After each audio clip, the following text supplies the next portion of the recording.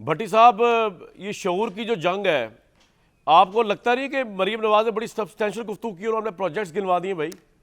انہوں نے کہا یہ دیکھیں ترقی ہمارے ہاں ہو رہی ہے.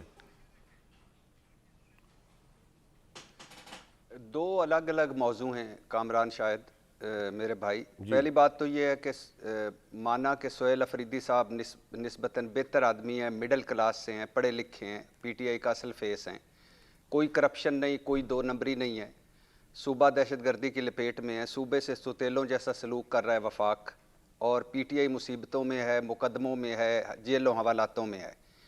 لیکن اس میں کوئی شک نہیں، میں فاطمہ خان جو طالبہ ہے اس کو شاباش دیتا ہوں.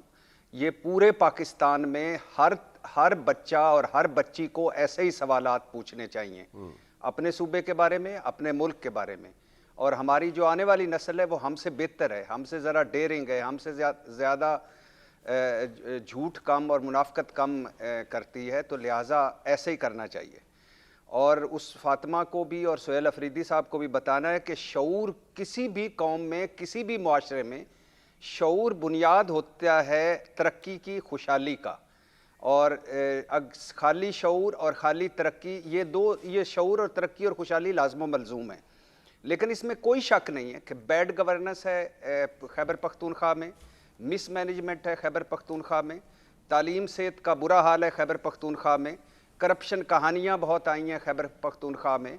اور حالت یہ ہے کہ جو کوستان سکینڈل تھا اس میں ڈمپر ڈرائیور نے 4.25 ارب نیب کو سوال بتاؤں کیا ہے؟ بارگین کے لیے. میری بات سنیں، سوال اسٹوڈنٹ نے یہ کیا ہے، اس سے میں یہ اخذ کر رہا ہوں کہ اگر حکومت جعلی بھی ہو، وہ جعلی مینڈیٹ سے بھی آئی ہو، اور پنجاب کی جس طرح بات کرتی ہے پی ٹی آئی، تو ترقی تو پھر بھی وہاں ہو رہی ہے.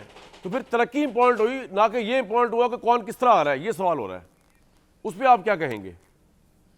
نہیں، یہ بہت امپورٹنٹ ہوتا ہے کہ کون کس طرح آ رہا ہے. پھر آپ ترقی، میں تو پہلے دن سے کہہ رہا ہوں کہ ایوب خان کے دور میں ترقی زیادہ ہوئی، ضیاء الحق کے دور میں اگر یہ افغان جہاد نکال دیں تو بہتری ترقی تھی. مشرف دور میں ہمیں جس پہ ٹی وی پہ ہم بیٹھے ہیں، الیکٹرانک میڈیا مشرف، خواتین کی نشستیں مشرف، نادرا، نیپرا، اوگرا مشرف، اور اس کے علاوہ بیسٹ بلدیاتی نظام مشرف، باہر ہماری کوئی چند عزت ٹکے کی عزت تھی مشرف دور، اندر خوشحالی تھی مشرف دور. تو پھر تو چھوڑ دینا یہ شخصی آمریت والوں کو یا جعلی جمہوریت والوں کو.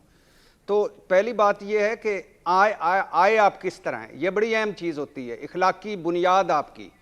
اور پہلی میں خیبر پختونخوا پہ بات کر رہا تھا، سہیل افریدی صاحب کے پاس بہت کم مارجن ہے، اور سہیل افریدی صاحب کو یہ شعور کے آگے بتانا چاہیے کہ ہم کیا کرنے والے ہیں، یہ ہم نے کیا کیا ہے، اور اس پہ اگر ان کے پاس کچھ ہے تو انہیں بتانا چاہیے تھا.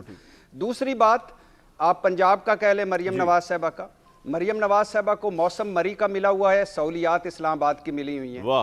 اس جیسا اوپر چاچا جی بیٹھے ہیں، اوپر والد صاحب بیٹھے ہیں، اوپر ون پیج ہے، اربوں روپے کی ذاتی بھونڈی تشہیر ہو رہی ہے پنجاب میں. اپنے اور اپنے والد کے نام پر سرکاری پیسوں کے منصوبے لانچ ہو رہے ہیں. اپوزیشن کش انتقامی پالیسیاں ہیں. صوبہ پولیس گردی کی لپیٹ میں ہے. Japan, Brazil, Thailand, Switzerland کی سیریں ہیں بما فیملی، بما لاڈلوں اور چہتوں کے. جو کچھ ہو رہا ہے، جتنا پیسہ لگ رہا ہے، کوئی تھرڈ پارٹی آڈٹ نہیں ہے.